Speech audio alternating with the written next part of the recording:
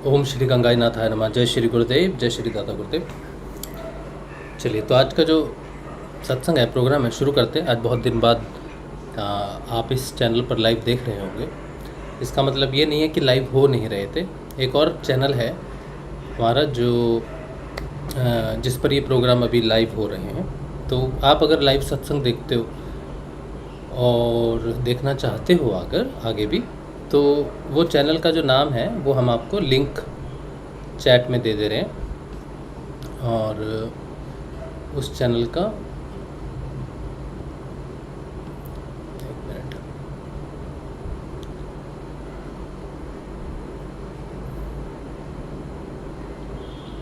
उस चैनल का लिंक हम आपको दे रहे हैं। उससे क्या होगा कि आप उस चैनल को सब्सक्राइब कर लेंगे ना,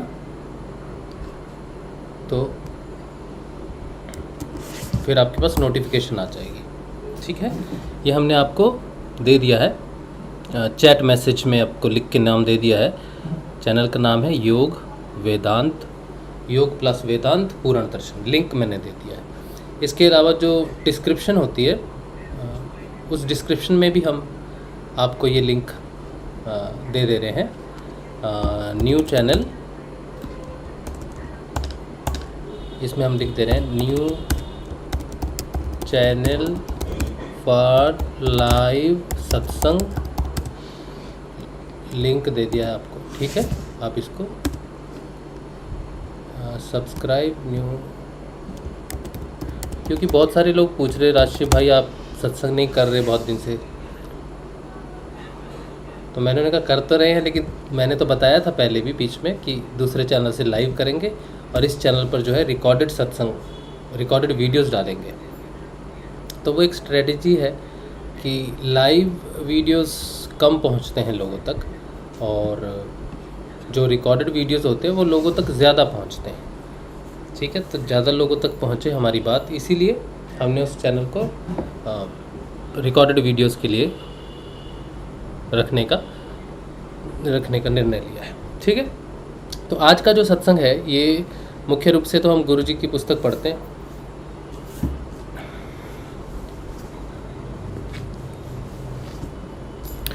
ये हमारे गुरुदेव हैं, ये इनकी पुस्तक है सिद्ध योग की। गुरुदेव श्री रामलाल जी सियाग हमारे गुरु जी, इनकी कृपा से ही जो हो रहा है जीवन में वो हो रहा है। जो भी आध्यात्मिक प्रगति हम कर रहे हैं, जान रहे हैं अपने बारे में, वो इनकी कृपा से जान रहे हैं। इन्होंने जो साधना की विधि बताई, नाम जप और ध्यान, वही हम कर रहे हैं। और लगभग 10.5 वर्षों से हम ये साधना कर रहे हैं। पिछले 5.5 वर्षों से हमें आंतरिक बदलाव, योग, ये सारे परिवर्तन होने शुरू हुए। तो आपको भी अगर सिद्ध योग में आना है, समर्थ सदगुरुदेव की शरण में आना है, साधना की जानकारी चाहिए होगी, तो आप हमको व्हाट्सएप कर देंगे हमारे नंबर पर जो डिस्क्रिप्शन में रहता है 8777211139। उस पर व्हाट्सएप कर देंगे, हम आपको निःशुल्क जानकारी भेज देंगे। बस ज़्यादा कुछ भी लिखने की ज़रूरत नहीं है, बात करने की भी आवश्यकता नहीं है आपको। बस आपने लिखना है कि आप गुरु जी की जानकारी दे दीजिए, सिद्ध योग की जानकारी दे दीजिए, हम आपको सारी जानकारी व्हाट्सएप पर भेज देंगे। आप आराम से उसको देख लीजिए। 5-6 वीडियो, 3-4 वीडियोस जो भी भेजेंगे आप देख लीजिएगा, उससे आपको साधना की पूरी जानकारी हो जाएगी। ठीक है, आज हम गुरु जी की पुस्तक जो पढ़ते हैं, हम वो थोड़ा थोड़ा करके पढ़ते हैं। आज हम अगला अध्याय पढ़ेंगे, छोटा सा 1 पेज 1.5 पेज जितना भी होगा पढ़ेंगे।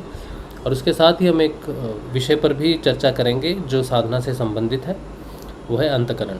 एक रहस्यवादी स्थान है अंतःकरण, और वहाँ तक जो दृष्टि पहुँचती है उसे हम दिव्य दृष्टि कह सकते हैं।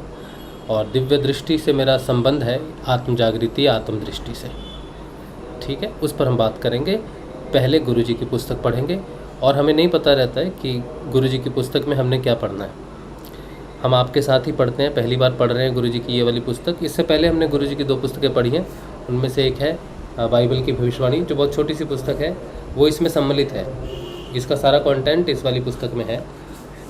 इसके अलावा गुरु जी की एक और पुस्तक है, वो इंग्लिश में, ये इंग्लिश में भी है पुस्तक, बाइबल की भविष्यवाणियाँ, और हिंदी में भी है। मेरे पास हार्ड कॉपी है हिंदी में, इंग्लिश में भी PDF अवेलेबल हो सकता है।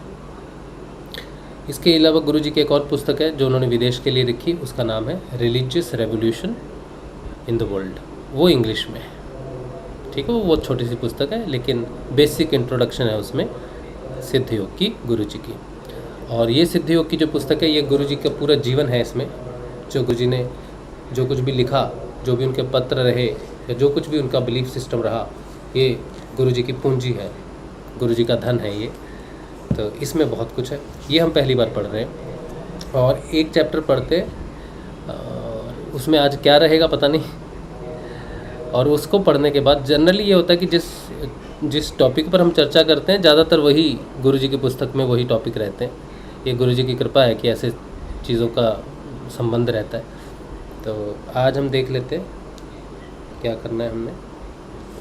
और ये जो सत्संग है ये हम कोशिश करेंगे आधा घंटा 40 मिनट का रहे ताकि आपको फॉलो करने में आसानी हो।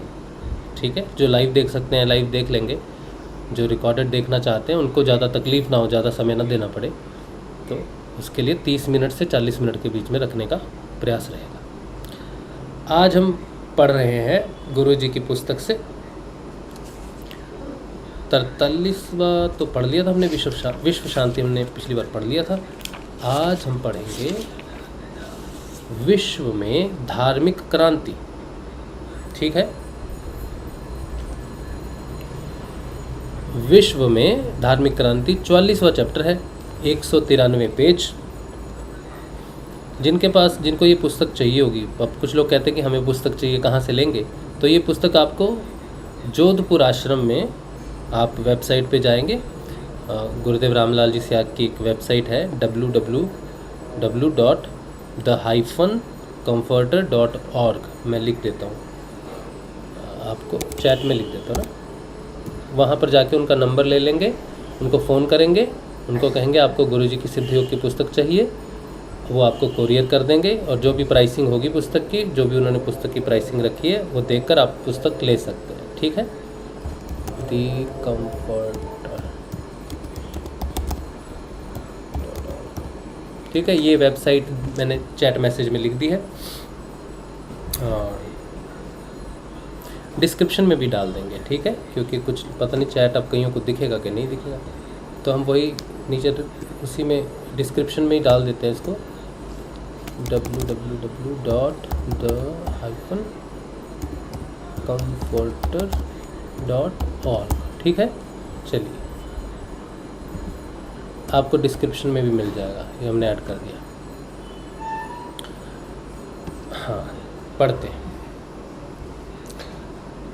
तो प्रश्न से शुरू होता है। एक प्रश्न है पश्चिमी जगत के भविष्य दृष्टाओं के अनुसार संपूर्ण जगत में 20वीं सदी के आखिरी दशक में जो धार्मिक क्रांति होनी है, क्या उससे ईसाई जगत भी प्रभावित होगा?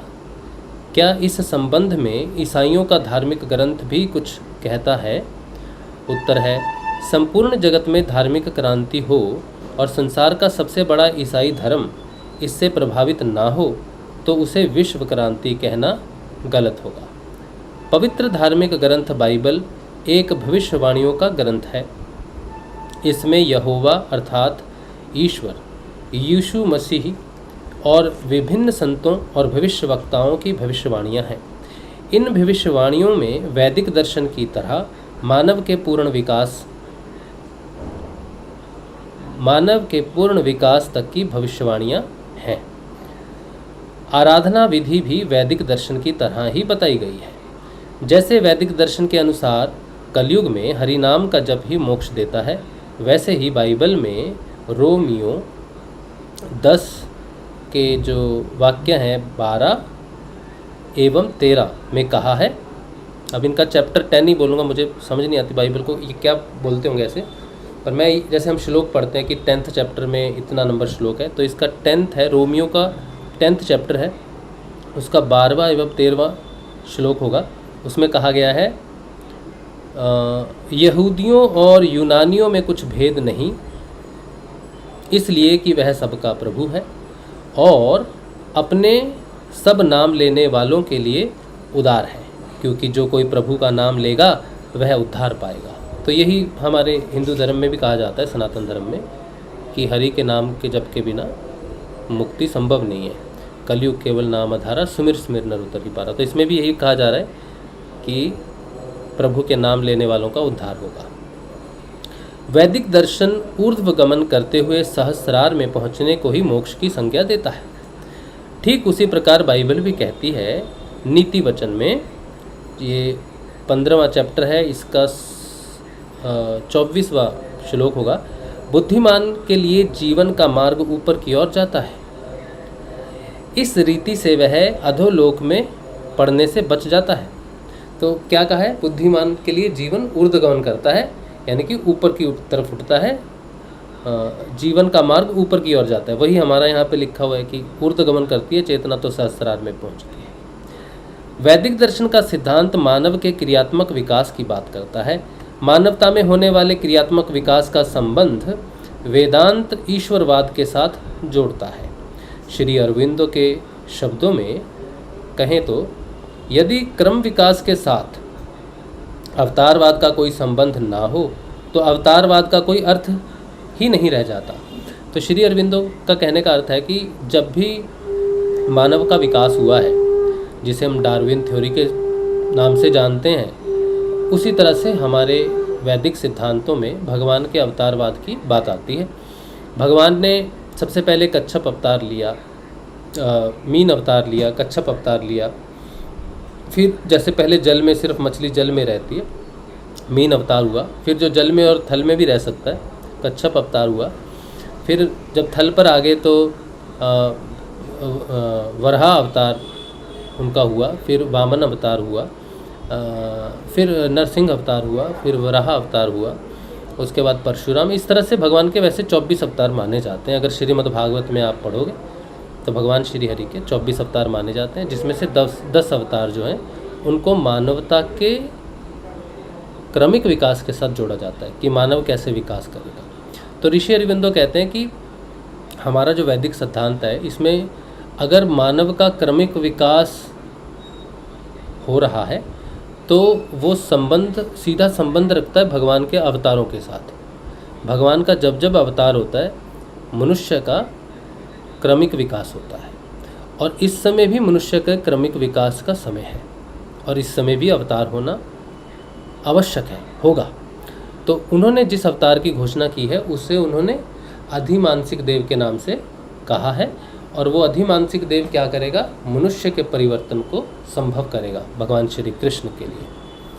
ठीक है, जिसे हम कल्कि अवतार कहते हैं, और विदेश जो है, ईसाई जगत जो है, उसे कंफर्टर के नाम से जानता है। श्री अरविंदो ने से अधिमानसिक देव की संज्ञा दी है। ठीक है, हिंदू 10 अवतारों की श्रृंखला अपने आप में मानो क्रम विकास का रूपक है। आगे व्याख्या भी की हुई है। सर्वप्रथम मत्स्य अवतार हुआ है, जिसके माध्यम से जल में जीवों की सृष्टि विकास हुआ है। फिर पृथ्वी व जल के स्थल जलचर कच्छप का अवतरण हुआ। तृतीय अवतार वराह के साथ पृथ्वी पर पशुओं की सृष्टि हुई। नृसिंह अवतार पशुओं और मनुष्यों के मध्य की स्थिति को स्पष्ट करता है। फिर मनु, वामन, परशुराम, राम, कृष्ण आदि अवतरित हुए, जो निरंतर प्राणमय राजसिक से सात्विक, मानसिक, मानस और अधिमानस तक ले जाने के माध्यम बने। इस प्रकार मानव जाति क्रमिक विकास के साथ अपने असली स्वरूप अर्थात दिव्य रूप में रूपांतरित हो जाएगी। मानवता में आज तक वैदिक मनोविज्ञान के अनुसार 7 कोशों अन्न, प्राण, मन, विज्ञान, आनंद, चित्त, सत्य में से प्रथम 4 अच्छी प्रकार चेतन हो चुके हैं। 7 में से जब 4 चेतन हो सकते हैं तब बाकी तीनों के चेतन होने की विधि अवश्य है। मानव का वह अंतिम विकास 10वें अवतार के अवतरण के साथ ही पूर्ण होने लगेगा, अर्थात मानव की आखिरी तीनों कोश सत्य, चित्त, आनंद, जिसे हम सच्चिदानंद कहते हैं, क्रमिक विकास के साथ चेतन होने लगेंगे और मानव जाति अपने असली स्वरूप अर्थात दिव्य रूप में रूपांतरित हो जाएगी। मानवता में इसी विकास को देखकर महर्षि श्री अरविंदो ने घोषणा की है, आगामी मानव जाति दिव्य शरीर धारण करेगी। इस संबंध में श्री अरविंदो ने कहा है, मनुष्य जब तक अति मानवत्व प्राप्त करेगा तो अति मानसिक रूपांतरण हो जाएगा। इसी का नाम पार्थिव अमरता टेरिस्ट्रियल इमोर्टैलिटी कहा गया है। भारत तथा विश्व भर के अनेक भविष्य दृष्टाओं की भविष्यवाणियों के अनुसार भारत की पुण्य भूमि पर 10वां अवतार अवतरित हो चुका है। इस संबंध में महर्षि श्री अरविंदो की भविष्यवाणी सर्वाधिक चौंकाने वाली है। उन्होंने कहा, मैंने मानवता के लिए परात पर से उतना बड़ा वरदान प्राप्त किया है जितना यह पृथ्वी मांग सकती थी। भगवान श्री कृष्ण से महर्षि श्री अरविंदो को वचन मिला कि शीघ्र ही चेतना के ऊर्ध्वलोक से एक भागवत शक्ति का अवतरण होगा जो पृथ्वी पर स्थापित मृत्यु और असत्य के राज्य को समाप्त कर यहाँ भी भगवान के राज्य की स्थापना करेगी। और अपने वचन के अनुसार वह परम सत्ता भारत की पुण्य भूमि पर अवतरित हो गई। इस अवतरण की घोषणा करते हुए महर्षि श्री अरविंदो ने कहा है, 24 नवंबर 1926 को श्री कृष्ण का पृथ्वी पर अवतरण हुआ था। श्री कृष्ण अति मानसिक प्रकाश नहीं है। श्री कृष्ण के अवतरण का अर्थ है अधिमानसिक देव का अवतरण, जो जगत को अति मानस और आनंद के लिए तैयार करता है। श्री कृष्ण आनंदमय हैं। वे अति मानस को अपने आनंद की ओर उद्बुद्ध करके विकास का समर्थन और संचालन करते हैं। देखा, ये बात लिखी है ना, अधिमानसिक के रूप में भगवान अगला जन्म लेंगे ऋषि अरविंदो के अनुसार। हम उन्हें कल्कि के नाम से जानते हैं। अगला प्रश्न है,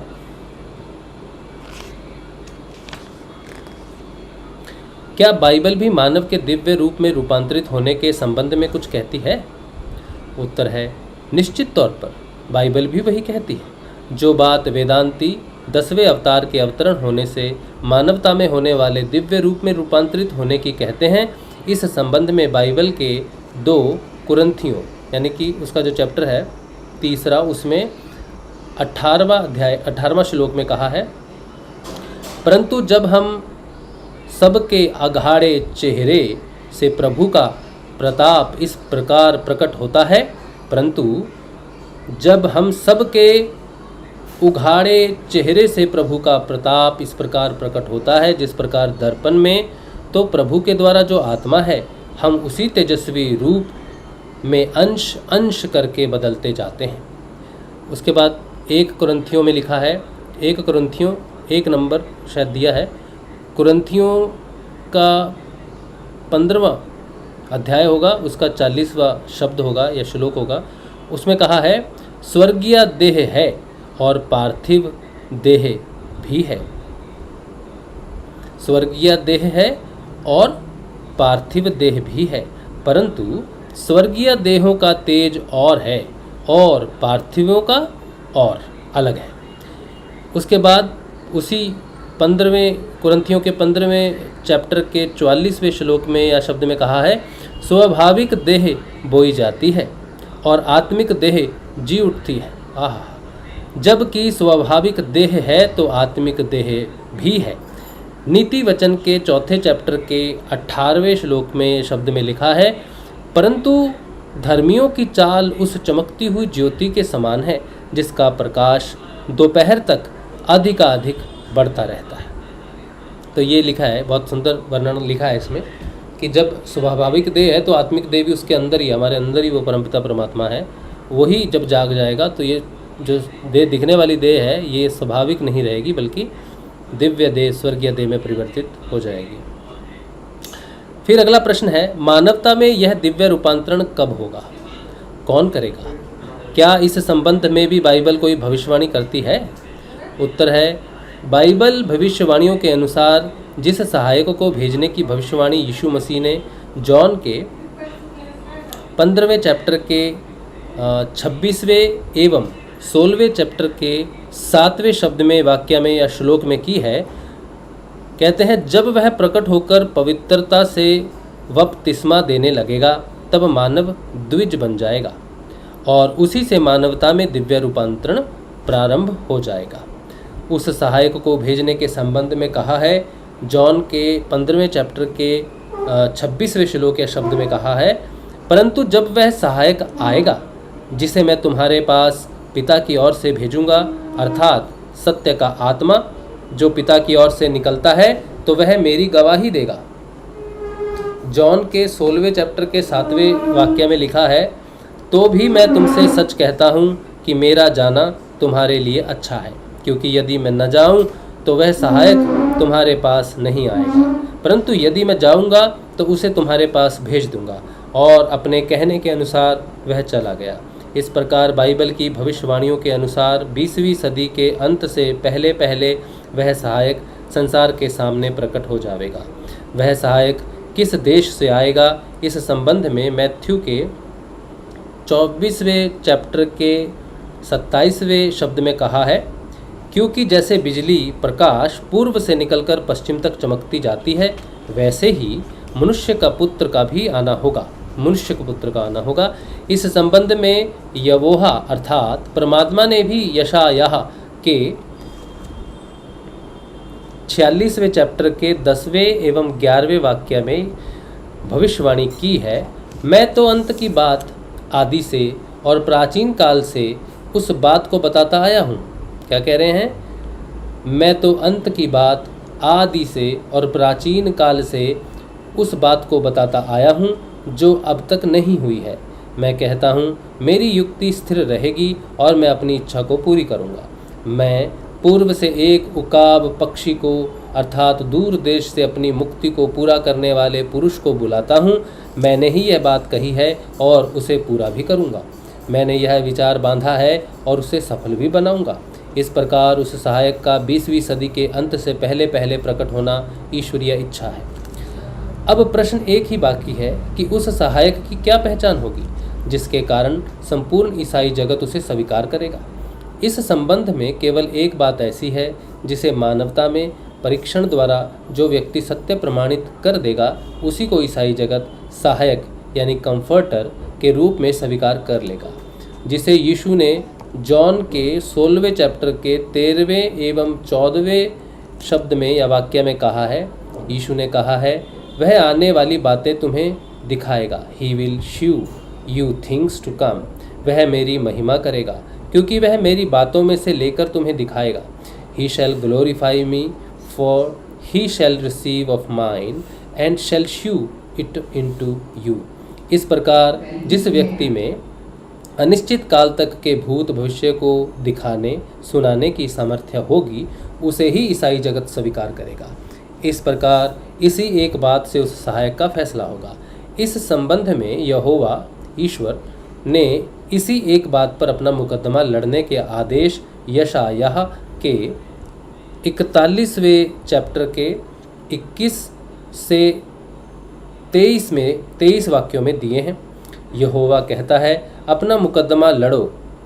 याकूब का राजा कहता है, अपने प्रमाण दो। वे उन्हें देकर हमें दिखाएं कि भविष्य में क्या होगा। पूर्व काल की घटनाएं दिखाओ कि आदि में क्या हुआ, जिससे हम उन्हें सोचकर जान सकें कि भविष्य में जो कुछ घटेगा वह दिखाओ। तब हम मानेंगे कि तुम ईश्वर हो। भला या बुरा कुछ तो करो कि हम देखकर चकित हो जाएं।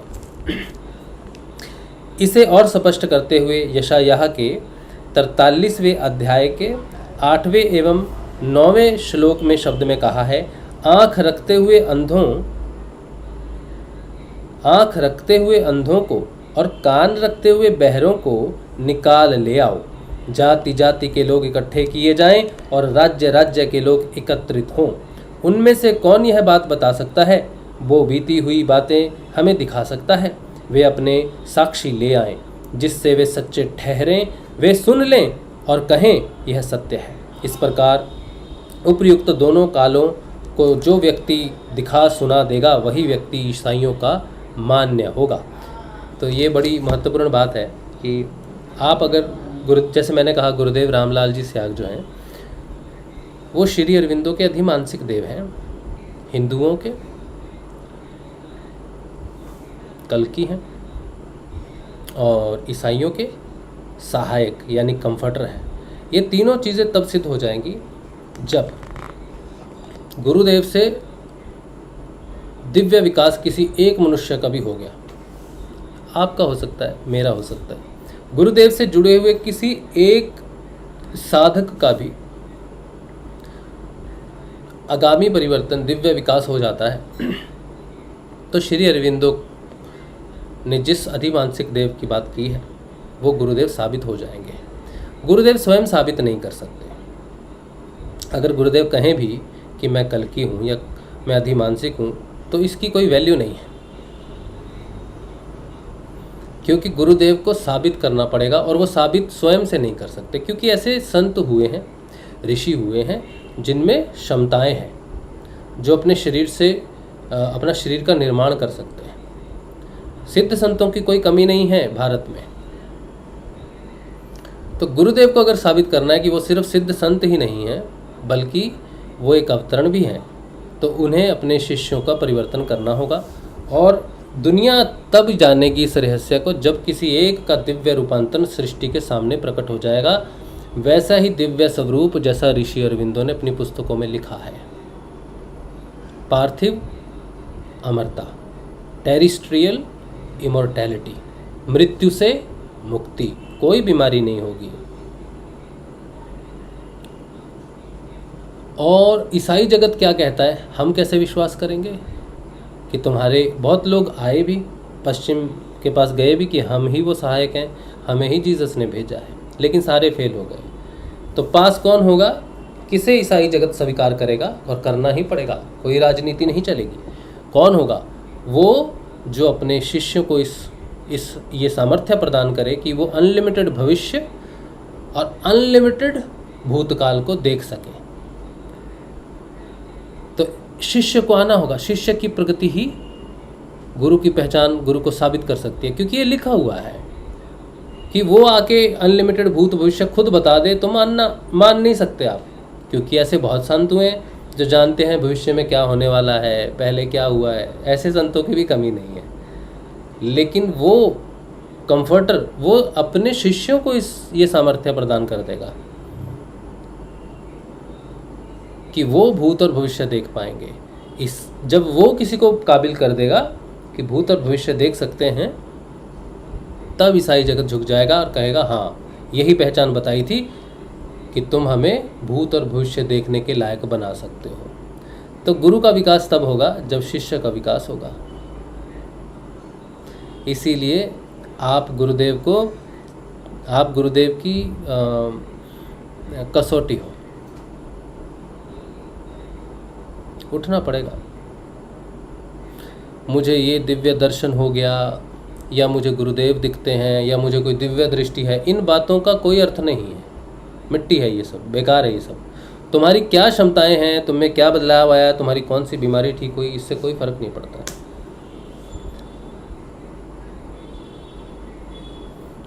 समझे?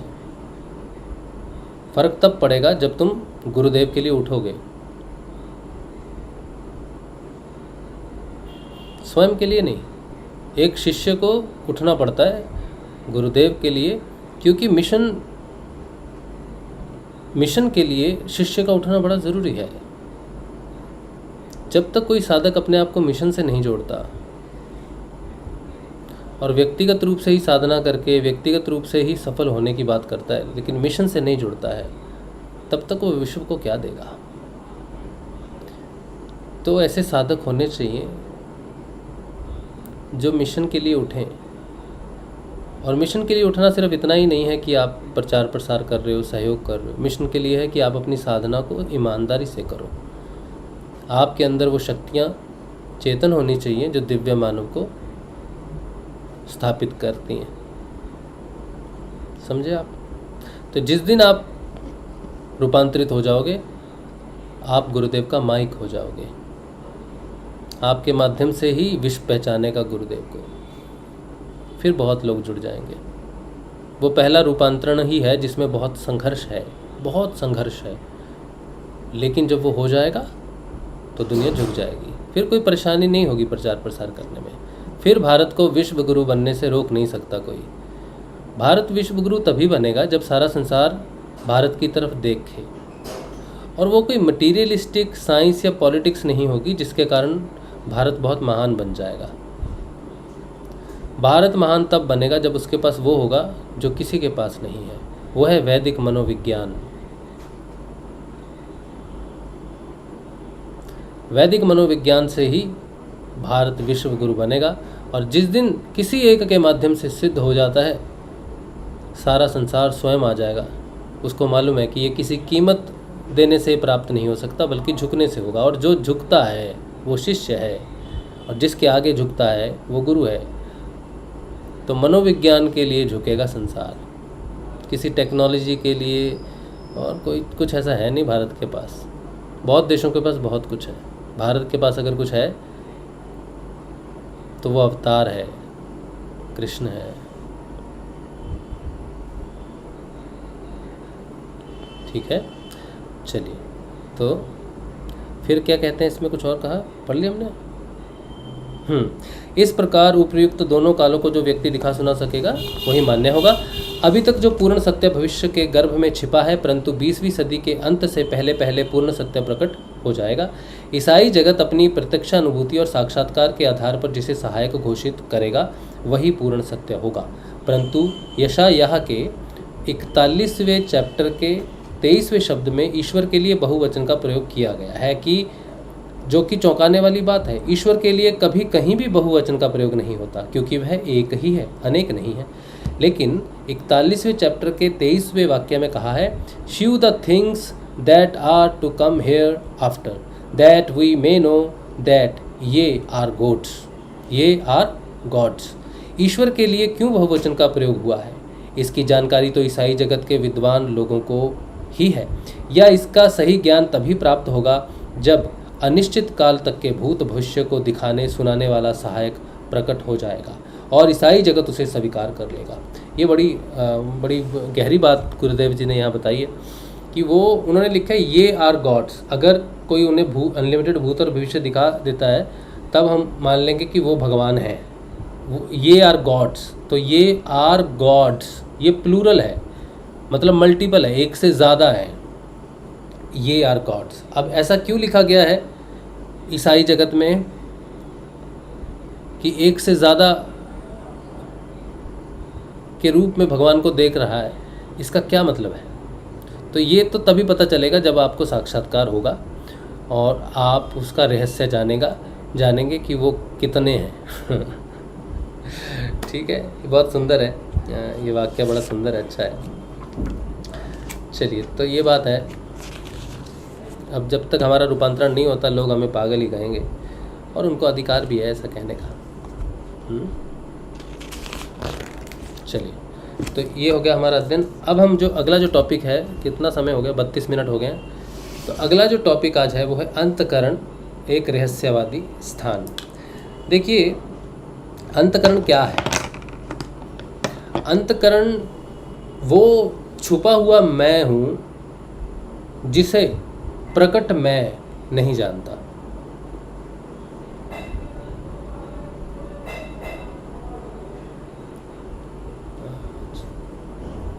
ओके, तो अंतःकरण छुपा हुआ मैं, सत्य मैं, असली मैं, रियल मैं। एक होता है नकली मैं, एक है असली मैं। मैं का मतलब माई सेल्फ, मेरी रियल आइडेंटिटी। तो जो छुपा हुआ मैं हूँ वो अंतःकरण है, और जो प्रकट दुनिया के सामने है वो नकली मैं है। तो ये जो प्रकट है सामने दुनिया के, ये कुछ भी नहीं जानता। भौतिक मनुष्य, जो भौतिक जीवन व्यक्ति जी रहा है, वो कुछ भी नहीं जानता। और समस्या ये है कि उसे लगता है कि वो जानता है। मैं आपको एक एग्जांपल देता हूँ। मैंने किसी गरीब बच्चे की मदद की, ठीक है। एक गरीब व्यक्ति को बड़ी भूख लगी है। मैंने कहा, अरे गरीब बच्चे को भूख लगी है, खाना लेके आओ। तो मैंने दुकान वाले से कहा, भैया आप बढ़िया सा खाना बांध दीजिए 100 रुपये का, और मैं आपको देता हूँ 100 रुपये। खाना लिया, बच्चे के पास गए और बच्चे को खाना दिया। बच्चा खाना खा रहा है और सारी दुनिया जो है वो देख रही है, आसपास के लोग देख रहे हैं और कह रहे हैं कितना अच्छा इंसान है, वाह जी वाह, क्या वाकई कितना अच्छा इंसान है, बहुत अच्छा इंसान है। अब ये जो बात है वो अच्छा इंसान है, इसमें कोई मतलब कोई ये नहीं है, मतलब इसमें कोई दो राहें नहीं है कि वो अच्छा ही व्यक्ति है। भाई किसी गरीब को खाना खिलाना अच्छी बात क्यों नहीं है? लेकिन जो भी उसने किया कि मैं अच्छा काम कर रहा हूँ, मूल रूप से वो अच्छा काम है ही नहीं।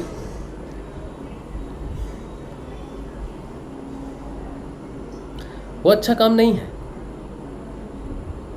लेकिन बुरा भी नहीं है, लेकिन वो अच्छा काम तो बिल्कुल भी नहीं है। जिस तरह से वो कोई बुरा काम नहीं है, उस तरह से वो कोई अच्छा काम भी नहीं है। क्यों क्यों नहीं अच्छा काम? क्योंकि मनुष्य का धर्म है, मनुष्य का धर्म है दूसरे मनुष्य की सहायता, धर्म है ये उसका। लेकिन वो ये भूल चुका है, वो इसे सतोगुण के चक्कर में कर रहा है कि ये मैं बहुत अच्छा काम कर रहा हूँ। उसके भाव में भी यही आया कि किसी ने नहीं दिया, मैं दूंगा। तुम दोगे क्योंकि तुम्हारा धर्म है, और बाकियों का भी धर्म था, बाकी अपना धर्म भूल गए। इसका मतलब ये नहीं कि तुम्हारा धर्म कोई विशेष करके विशेषता तुम्हें देकर कोई विशेष व्यक्ति साबित करेगा, नहीं, बिल्कुल साधारण बात है। और ये जो साधारण बात है, जब हम ये समझते हैं कि ये कुछ विशेष बात है, तो हमें उस विशेष बात का फल मिलता है। अब ये जो काम हुआ, ये अच्छे कर्म में काउंट हो जाएगा, क्योंकि उस व्यक्ति ने वो कार्य धर्म के लिए नहीं किया, बल्कि अच्छाई के लिए किया। एक अनप्रिविलेज्ड को, वो प्रिविलेज है उसके पास है, लेकिन एक अनप्रिविलेज्ड है उसके पास नहीं है, तो उसने कहा कि मैं दूंगा, और तुम्हारे जैसे 10 होंगे तो मुझे बताना कहाँ है, मैं सबको दूंगा खाना। तो ये जो भाव है, ये सूक्ष्म जो भाव है, ये अंतकरण तक पहुंचने नहीं देता। एक बार एक व्यक्ति था,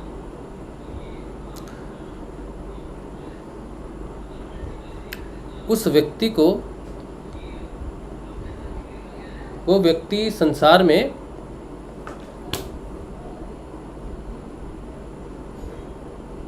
कुछ करना चाहता था, किसी फील्ड में कुछ करना चाहता था। मैं खुल के नहीं बोल रहा हूँ, क्योंकि खुल के बोलने से थोड़ा सा विवाद हो जाएगा तो विवादों से बचना चाहिए, नहीं तो लोग कहते हैं आप किसी की निंदा कर रहे हो। निंदा तो नहीं कर रहे किसी की, अब कोई ना कोई एग्जाम्पल तो संसार में लेनी ही पड़ती है। जैसे ये अभी एक अच्छे व्यक्ति की हमने एक एग्जाम्पल लिया है कि मनुष्य का धर्म, कर्तव्य और गुण ये अलग चीज़ें हैं। मनुष्य गुणों में जीवन जीता है, अच्छाई और बुराई में जीवन जीता है, लेकिन कर्तव्य भाव में और धर्म के भाव में अगर जिए तो उसको कोई कर्म अर्जित नहीं होगा, उसका अगला जन्म ही नहीं हो सकता, कर्म संचय ही नहीं होगा। मनुष्य अगर धर्म का जीवन जिए तो कोई कर्म संचय ही नहीं होगा, और कोई कर्म संचय नहीं तो कोई फल नहीं, कोई फल नहीं तो भोगने के लिए जन्म नहीं होगा। तो इसीलिए निष्काम कर्म ही है जिसे धर्म कहा गया है, और वही निष्काम धर्म जो है, कर्म जो है, वही इंसान को मुक्ति देता है। ठीक है, लेकिन वो चीज़ गायब हो गई है सतोगुण, रजोगुण, तमोगुण के कारण। तो एक व्यक्ति था जो कुछ करना चाहता था जीवन में, लेकिन वो कर नहीं पाया। उसने बड़ा संघर्ष किया, वो कर नहीं पाया। उसने रिटायरमेंट ले लिया, उसने संन्यास ले लिया। वो एक गुरुजी के आश्रम में पहुंचा, गुरुजी को प्रणाम किया। गुरुजी ने कहा आओ बेटा बैठो। तो उसने कहा गुरुजी हम थक चुके, हमसे कुछ हुआ नहीं जीवन में, तो हमने सब छोड़ छाड़ के संन्यास लेके आपकी शरण में आए हैं, और आप हमें अध्यात्म का मार्ग जो है प्रशस्त करें। तो गुरुदेव ने कहा हाँ बेटा क्यों नहीं, हम तुम्हें दीक्षा देते हैं, हम तुम्हें विधि बताते हैं, तुम साधना करो। इस साधना से तुम अपने अंतकरण को शुद्ध कर लो और अपने स्वयं को पाकर निवृत्त हो जाओ, मुक्त हो जाओ, स्वतंत्र हो जाओ, सच्चा संन्यास तुम्हें मिल जाएगा। एक मिनट, पूनम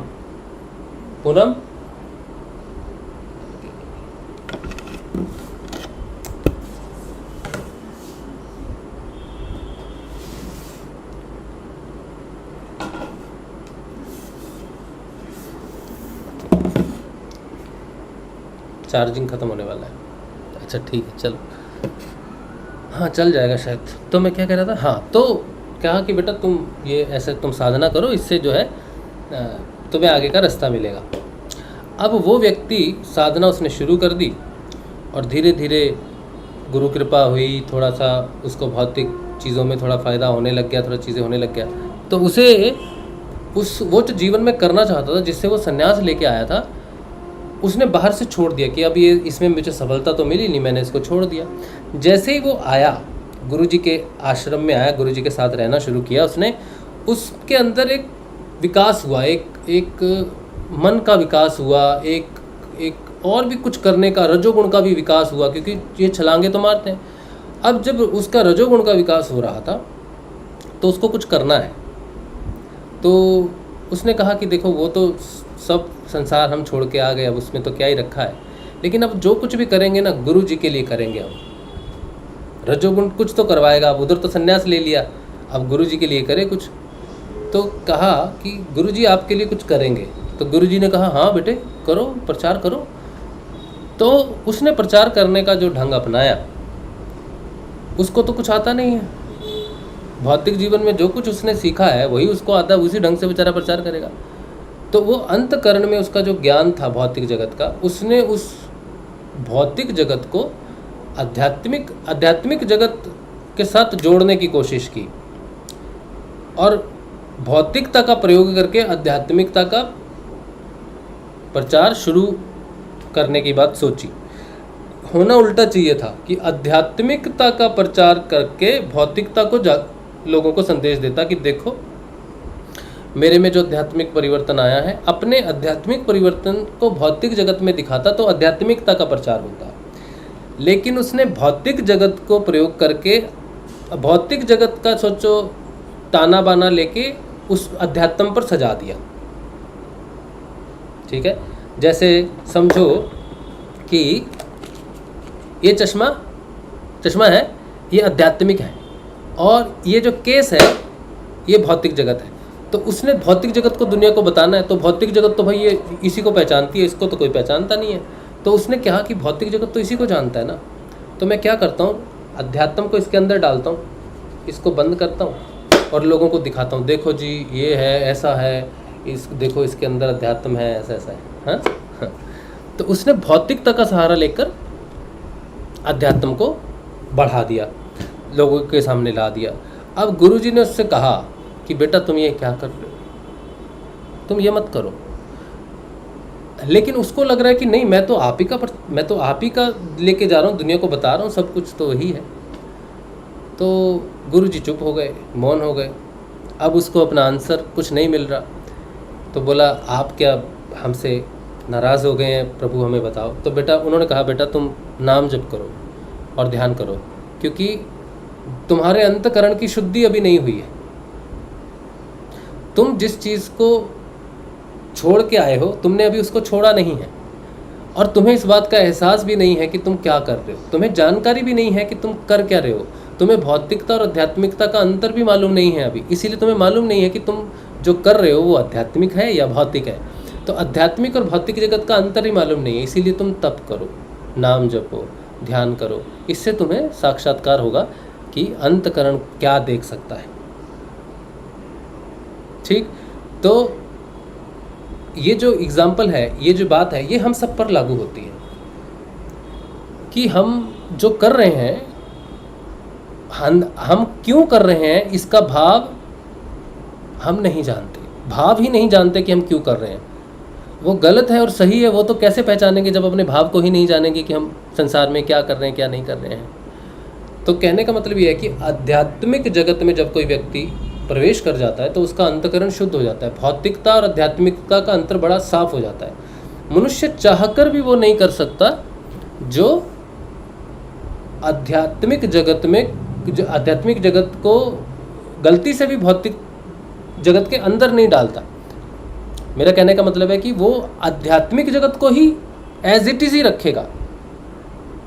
भौतिक जगत चाहे कितना भी अंधकार में क्यों ना हो, भौतिक जगत चाहे कितना भी अविद्या में क्यों ना हो, लेकिन वो व्यक्ति क्या करेगा, अध्यात्म को एज इट इज ही रखेगा। उस पर कोई कवर चढ़ाना है, उसको किसी पैकिंग में करना है, सजावट करना है, या लोगों, क्योंकि लोग उस चीज़ को देखते हैं, इसीलिए वही चीज़ लोगों को दिखानी पड़ेगी जिस चीज़ को लोग देखते हैं। नहीं, लोग गलत देख रहे हैं, तो अध्यात्म को हम गलत चीज़ में लपेट के नहीं दे सकते कि तो ये गलत चीज़ पकड़ो, खोलो, देखो ये चार्जिंग लगा दो। तो सही चीज़ को गलत चीज़ में नहीं लपेटा जा सकता, वैसे ही अध्यात्म को भौतिकता में लपेट कर भौतिक लोगों के सामने नहीं रखा जा सकता। आपको जैसा अध्यात्म है वैसे ही रखना पड़ेगा। लेकिन इस बात की समझ तब होती है जब अंतकरण शुद्ध हो जाता है कि भौतिकता है क्या, भौतिकता है क्या, आध्यात्मिकता है क्या। तो ये जो अंतकरण है ये प्रकट करता है सत्य, ये प्रकट करता है हमारे अंदर का सत्य। तब हमें पता चलता है कि गुरु जी की आड़ में मैं अपना वो भौतिक सपना पूरा कर रहा था जो मैं नहीं कर पाया। मैं अपना भौतिक लोगों के सामने जिस तरह से प्रस्तुत होना चाहता था वैसे ही अब मैं हो रहा हूँ, लेकिन पीछे गुरु जी है, मैं गुरु जी को लेकर चल रहा हूँ।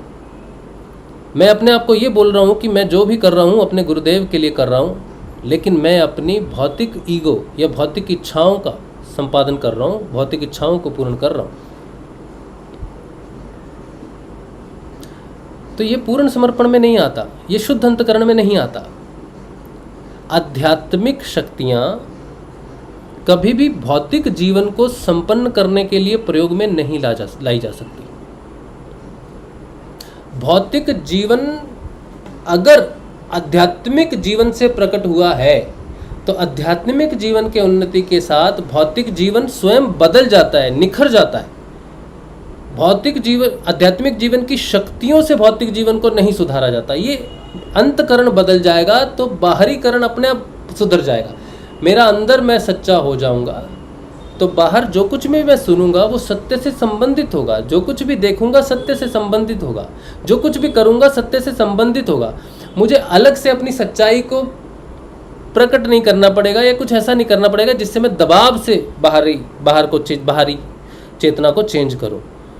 तो अंतकरण मूल है, जड़ है मनुष्य की, मेरी तुम्हारी अंतकरण मूल है। तो अगर चेंज कुछ हो, व्यवहारिक रूप से भौतिक जीवन जब चेंज होने लग जाता है, बाहर हमें दिखने लग जाता है कि गलत क्या है सही क्या है, और मैं किसी ईर्ष्या में हूँ, किसी लालच में हूँ, किसी क्रोध में हूँ, किसी आवेश में हूँ, तो मैं क्या कर रहा हूँ इसकी जानकारी व्यक्ति को हो जाती है। साधारण व्यक्ति जीवन में सही और गलत के बीच में जीवन जीता है, लेकिन जिसका अंतकरण शुद्ध हो जाता है, जो अंदर है वही बाहर है। अंतकरण शुद्ध का मतलब है जो मेरे अंदर है, अध्यात्म अगर प्रकाश मेरे अंदर है तो बाहर भी मैं प्रकाश ही देखूंगा, प्रकाश ही सुनूंगा, प्रकाश ही बोलूंगा, प्रकाश से ही संबंधित मैं सारे कार्य करूंगा। इतना अंधकार बाहर होगा, कितनी भी परेशानी जीवन में क्यों ना हो भौतिक जीवन में, लेकिन गलत कार्य किसी भी कारण नहीं कर सकते। कितनी भी अच्छी अपॉर्चुनिटीज आपको बाहर मिलेंगी जो भौतिकता को तो निर्माण करती हैं लेकिन अंतकरण को अशुद्ध करती हैं, आप उसमें नहीं जाएंगे। जीवन बहुत ही ज़्यादा बैरियर पता चल जाते हैं। भौतिक संसार क्या है इसकी जानकारी हो जाती है, आप क्या हो जानकारी हो जाती है। जिस तरह से दही को रगड़ने से मक्खन अलग हो जाता है, तो मक्खन अलग हो गया, वो दही भी नहीं रहा, अब वो लस्सी हो गया। तो जब तक तुम संसार में भौतिक जीवन में हो, तुम्हारा अंतकरण अशुद्ध है, तब तक दही है। तुम्हें मालूम नहीं है संसार क्या है, मैं कौन हूँ, अध्यात्म क्या है, किधर है, सब दही है। लेकिन जब मंथन है, साधना से जब हृदय मंथन है, जब अंतकरण शुद्ध होता है, तो आप जब उस दही से बाहर निकलते हो तो जो रह जाता है वो दही नहीं रह जाता, वो रह जाता है ये लस्सी, और आप होते हो मक्खन। अब डिफरेंस बहुत साफ है। अब ये मक्खन को कितना भी कर लो, इस मक्खन को लस्सी कितना भी कह दे, आजा वापिस, काहे छोड़ के चला गया, देख हम लस्सी, देख लस्सी का कितना वॉल्यूम है, मक्खन तो इतना सा निकला, लस्सी तो इतनी है ना। ये बहुत कुछ और भी हो सकता है, लेकिन मक्खन अब नहीं मिल सकता, चाह कर भी नहीं कह सकता कि भाई अब हम दही नहीं बन सकते, अब दही नहीं हो सकता। तो जिसका अंतकरण शुद्ध हो जाता है वो भौतिकता से पूर्ण रूप से स्वतंत्र हो जाता है, क्योंकि भौतिकता प्रकाशित हो जाती है। और भौतिकता कुछ भी नहीं है, जो कुछ भी है वो अंतकरण है। अंदर भी और बाहर भी एक ही अंतकरण है। बस सिर्फ भौतिकता के कारण दो हो गए। हमने अंतकरण को अंदर मान लिया कि जो अंदर है, सोचते हैं, कुछ करते हैं, दिमाग से भी कर रहे हैं, बुद्धि भी समर्पित है, मन भी समर्पित है, प्राण भी समर्पित है, शरीर से समर्पित है। ऐसा कि हम तो बस सही कर रहे हैं, लेकिन मालूम ही नहीं है कि ये सही नहीं है।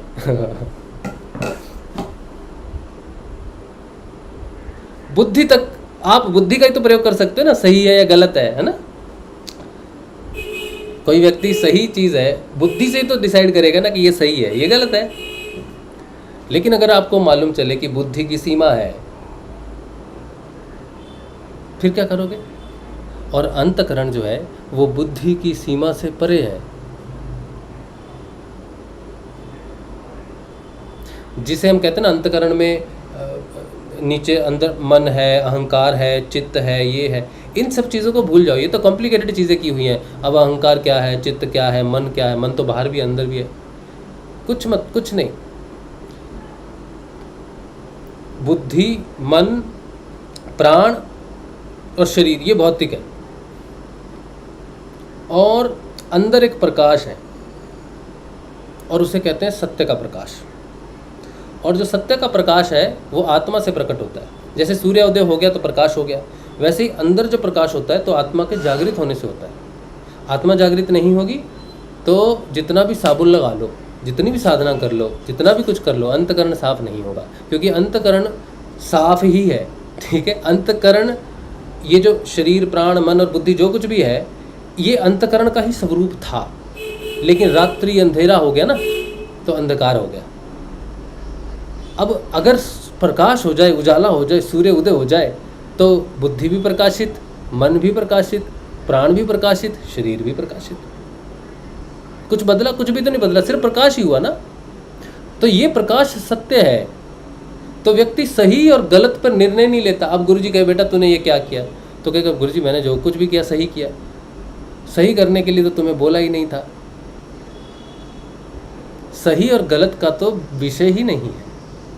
तुम जो कुछ भी कर रहे हो कि मैंने उसकी सहायता की, मैंने गुरु का प्रचार किया, वो सही और गलत के दायरे में ही नहीं है। प्रचार नहीं करना गलत है, प्रचार करना सही है नहीं, ये दोनों ही नहीं है। प्रचार करना ना तो सही है ना ही गलत है। निष्काम जीवन जो है, शुद्ध अंतकरण का जीवन जो है, वो सत्य से जुड़ा हुआ है। सत्य किसी कर्म में बाधित नहीं है। सत्य द्वारा किया हुआ कोई भी कर्म फलित नहीं होगा, क्योंकि सत्य कोई बंधन नहीं बांधता। सत्य स्वयं स्वतंत्र है, सनातन है, आत्मा है। उसके माध्यम से उसका किया हुआ कार्य फलित नहीं होता है, बल्कि जो फलित हो रखे हैं, जो फल है, उनको भी वो नष्ट करेगा। सत्य का प्रकाश है। जितना भी आपने अच्छा और बुरा काम किया है वो अंधकार में किया है। जो कुछ भी मनुष्य अच्छाई करता है अंधकार में करता है, बुराई करता है घोर अंधकार में करता है। जब प्रकाश हो जाता है तो ना अच्छाई रहती है ना ही बुराई रहती है, सिर्फ सत्य रह जाता है। और उसी सत्य स्थापित पुरुष का अंतकरण शुद्ध माना जाता है। वो न्यायाधीश है, न्याय भी कर सकता है, और उसी के जो निर्णय हैं वही धर्म के निर्णय हैं।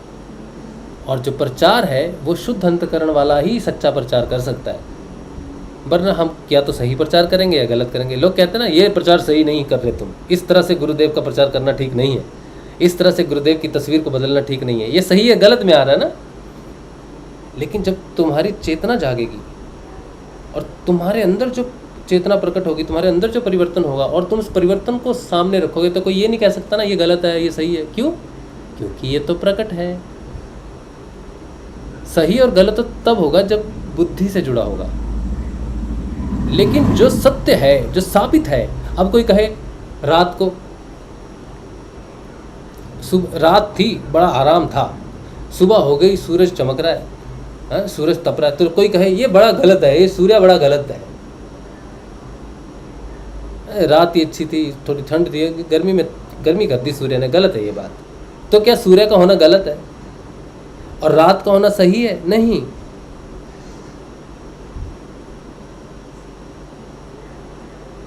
तो जो सच्चा प्रचार है वो तुम्हारे अंतकरण का है, तुम्हारे अंतकरण की शुद्धि ही तुम्हारा प्रचार है। और तभी तुम्हें पता चलेगा कि तुम्हें क्या बताना है लोगों को,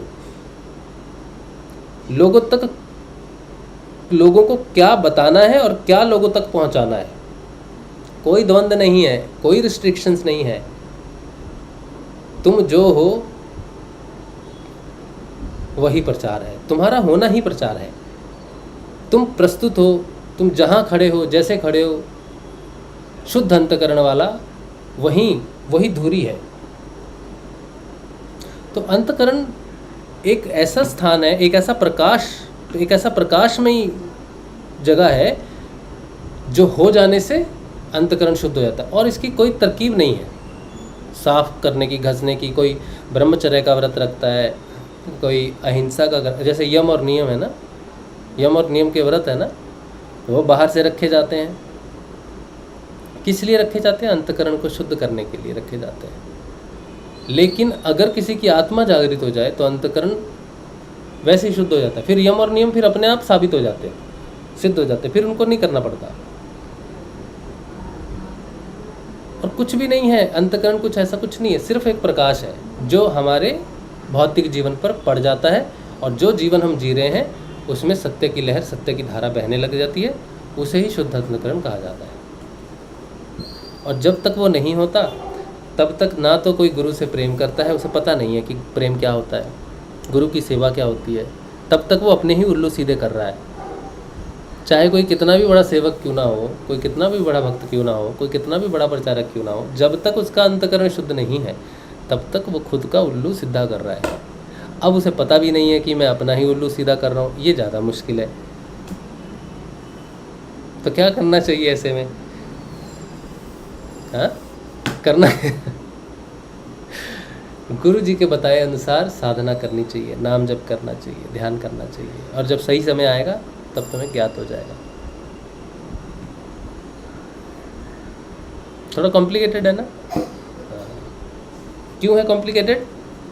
क्योंकि ये बताया नहीं जा सकता, सिर्फ इतना ही समझाया जा सकता है कि सही और गलत जब तक आप निर्णय ले रहे हो, सही और गलत के अनुसार निर्णय ले रहे हो, तब तक अंतकरण शुद्ध नहीं हुआ है। बस जिस दिन सत्य के आधार पर निर्णय लोगे उस दिन पहले तो जीवन को 4 कोस ज़मीन के अंदर घुस जाना पड़ेगा, क्योंकि बाहर तो कोई स्वीकार नहीं करना चाहता सत्य।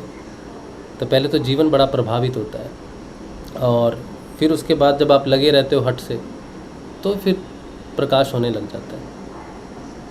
ठीक है, चलो यही बात थी जो हमने आज भी 1 घंटे में कही, जो कि 30 मिनट में कहने वाली बात थी। तो आज का सत्संग उम्मीद है कि आप अपनी साधना करें, नाम जप करें, और किसी बात की चिंता ना करें कि प्रचार हो रहा है कि नहीं हो रहा है, हो जाएगा। आपकी चेतना का विकास ही प्रचार है। ठीक है, चलिए आज का सत्संग श्री गुरुदेव के श्री चरणों में। कल मिलेंगे हम लोग, कल के ध्यान में, कल के सत्संग में। और ध्यान दूसरे चैनल से हो रहा है, लाइव इससे हो रहा है, उससे हो रहा है, ये सब ऐसा होता रहेगा। ठीक है, और मुझे बात तो करनी है आपसे बहुत, लेकिन क्या है कि मैं थोड़ा व्यस्त भी हूँ। मैं कुछ चीज़ों पर काम कर रहा हूँ जिससे कि हम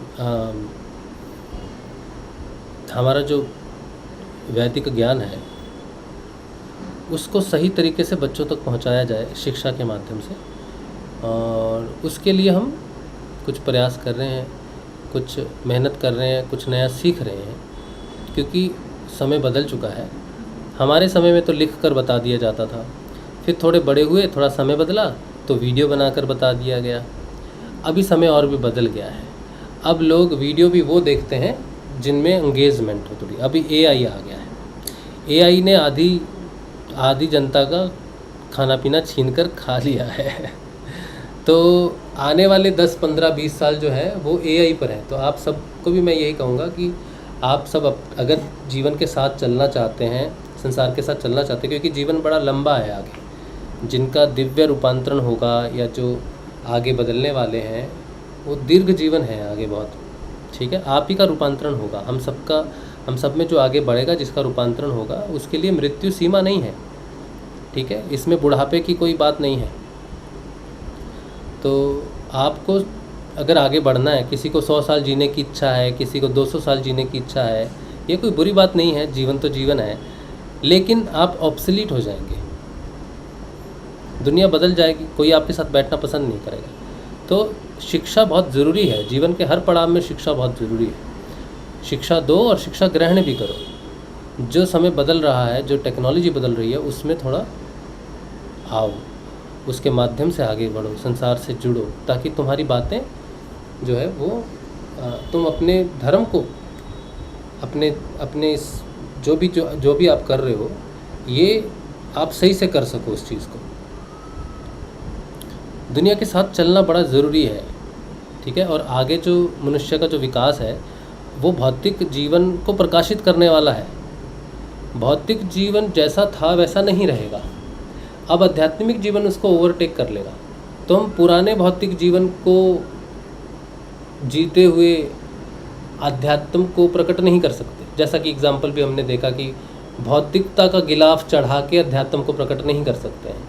अब मेरा कहने का मतलब किसी बाहरी टेक्नोलॉजी से नहीं है, भौतिक गिलाफ का मतलब बाहरी टेक्नोलॉजी से नहीं है, मतलब भौतिक गिलाफ का मतलब है कि हमारी इच्छाएं, भौतिक जगत में सक्सेसफुल होने की इच्छाएं, मीडियम कुछ भी हो सकता है, लेकिन हमारी इच्छा कहाँ सफल होने की है, भौतिक जीवन में सफल होने की है या फिर आध्यात्मिक जीवन में सफल होने की है, ठीक है। तो आध्यात्मिक जीवन की सफलता ज़्यादा महत्वपूर्ण है। आध्यात्मिक जीवन की सफलता भौतिक जीवन की सफलता ऑटोमेटिक हो जाएगी। मैं ये नहीं कह रहा कि भौतिक जीवन के माध्यम से आध्यात्मिक जीवन को प्रकट नहीं कर सकते। मेरा कहने का मतलब है कि लक्ष्य भौतिक जीवन की सफलता नहीं होना चाहिए, लक्ष्य आध्यात्मिक जीवन की सफलता होना चाहिए। क्योंकि जो कुछ भी हम यूज़ करेंगे, प्रयोग लाएंगे, चाहे हम कोई लिख के बताएं किसी को या किसी भी तरह बताएं, है तो वो भौतिक जगत ही। तो भौतिक जगत जैसे जैसे बदलेगा वैसे वैसे आपके एक दूसरे से बात करने की टेक्नोलॉजी बदलेगी, लेकिन उस टेक्नोलॉजी को आप अपनी भौतिक कामयाबी के लिए न प्रयोग करके आप आध्यात्मिक जीवन को प्रस्तुत करो भौतिक टेक्नोलॉजी के माध्यम से, लेकिन प्रस्तुत अध्यात्म को ही करो। भौतिक टेक्नोलॉजी से भौतिकता को ही प्रस्तुत ना करो अध्यात्म का नाम देके। ये मैं कहना चाहता हूँ मूल रूप से। सिर्फ नाम आध्यात्मिक है, लेकिन भौतिक टूल्स हैं और भौतिक ही वस्तु है उसके अंदर, भौतिक ही चीज़ है, ऐसा नहीं करना चाहिए। भौतिक चीज़ हो सकती है, टूल्स भौतिक हो सकते हैं, लेकिन चेतना आध्यात्मिक होनी चाहिए। जो चीज़ आप दे रहे हो किसी को वो आध्यात्मिक होनी चाहिए, अध्यात्म का विकास होना चाहिए उससे। ये होना चाहिए, धोखा नहीं देना चाहिए अपने आप को।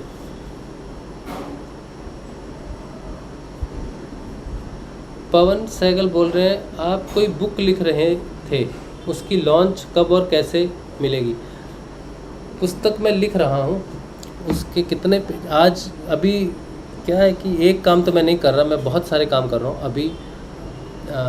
पुस्तक का मैं आपको बता देता हूँ, पुस्तक का अपडेट क्या है, कितने पेजेस हो गए हैं। एक्चुअली मैं लिख भी रहा हूँ तो ये इसमें नहीं है, वर्ड में नहीं है, लेकिन ये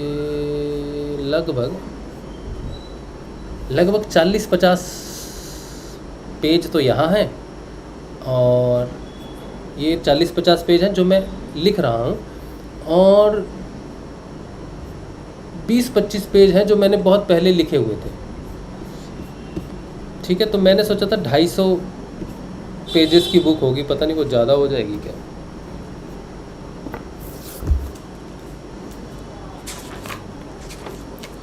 अब ये एक पुस्तक है, इसके 355 पेज है, ये 230 बुक, ये इतनी बड़ी पुस्तक हो जाएगी। इतनी बड़ी पुस्तक पता नहीं ज़्यादा ना हो जाए शायद। तो बात ये है कि मैं लिख रहा हूँ, लेकिन अभी मैं एक और लिख रहा हूँ, अभी मैं एक उपनिषद भी लिख रहा हूँ। कि उपनिषद मैं इसलिए लिख रहा हूँ कि उपनिषद की जो साधक जो उपनिषद पढ़ते हैं, वो जो श्लोक में जो पढ़ रहे हैं, जिस तरह से वो उपनिषद पढ़ रहे हैं, वो अलग ही रहता है। मतलब साधक कभी भी उपनिषद के साथ योग नहीं कर पा रहा। मैं अपनी अगर बात लेके चलूँ कि मैं एक साधक हूँ, मैं उपनिषद से योग नहीं कर पा रहा हूँ। योग को, उपनिषद को अपने जीवन में मैं ही उपनिषद हूँ या मेरे बारे में ही उपनिषद लिखा गया, ऐसा मैं कनेक्ट करने में थोड़ा मुझे मुश्किल हो रही है। तो हाँ, मैं जो अभी उपनिषद लिख रहा हूँ या उपनिषद की जो व्याख्या लिख रहा हूँ, वो साधक के पॉइंट ऑफ व्यू से। उपनिषद की व्याख्या जो की गई है वो देव ऋषि कर रहे हैं, या फिर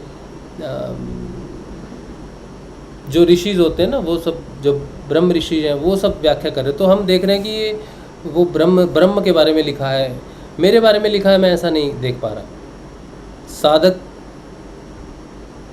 की यात्रा है उपनिषद, तो साधक को रिलेट करे उससे, साधक के दृष्टिकोण से, तो लिख रहा हूँ, शुरू किया है अब मैंने। और पुस्तक जो है ये अब आउटडेटेड चीज़ें हैं, पुस्तक होना, जैसे मैंने कहा ना टेक्नोलॉजी बदल गई है, पुस्तक आउटडेटेड चीज़ें। हाँ, पुस्तक लॉन्ग लास्टिंग है, 100 साल बाद, 200 साल बाद, 1000 साल बाद पुस्तकें ही रह जाएंगी, लिखा हुआ ही रह जाएगा, वीडियोस तो नहीं रहेंगे, वीडियोस तो चेंज होते रहेंगे, वो ठीक है।